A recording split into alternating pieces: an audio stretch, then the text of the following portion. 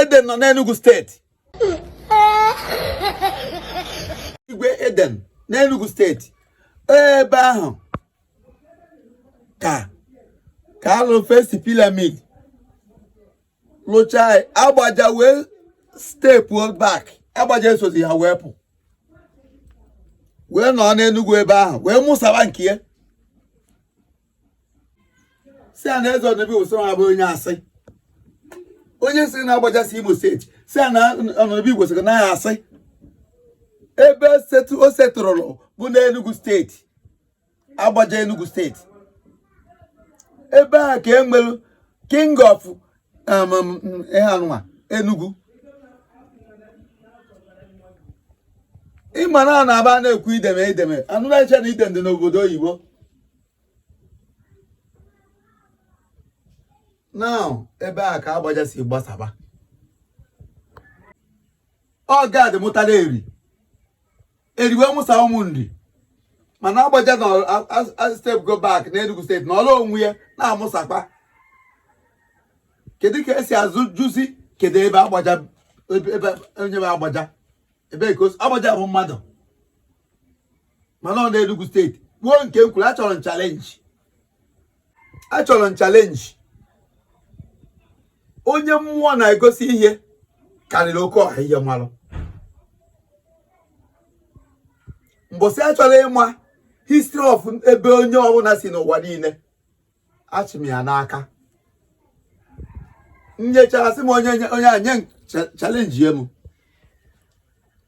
ọ dị ka ihe na-eme n'Igbo Ukwu a na December o nwere history ha delu Igbo Ukwu ọmụ kansụl ya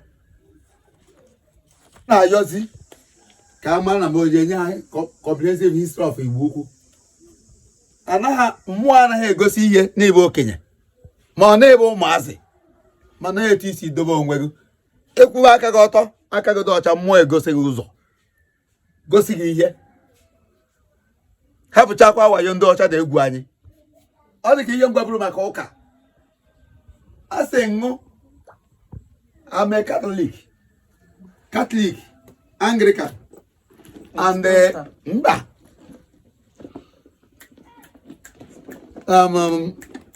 Methodist Apostolic ada ụka isii bụ Orthodox. Gịnị bụ Orthodox? Ụka nwere tradition. Achọrọ ka ike ya maka na ọ na-esezi okwu. Ụka nwere tradition bụ ụka isii Orthodox. Mana ọ na-aba anyị pụtazi asị ndị ahụ ndị Catholic na-enwere Orthodox Catholic nwe Orthodox Anglican why na ihe niile abụ Orthodox. Ụka nwere tradition. Yes. Ejego nje ga deep na mmụọ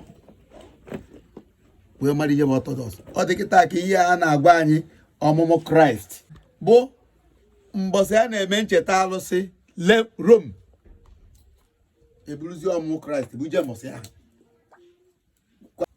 Anyị a na-egbusi ebili na-egbusi ọkụkọ na-egbusi ego na-eprezi alụsị ndị ọzọ be anyị na-akpọ ngwu.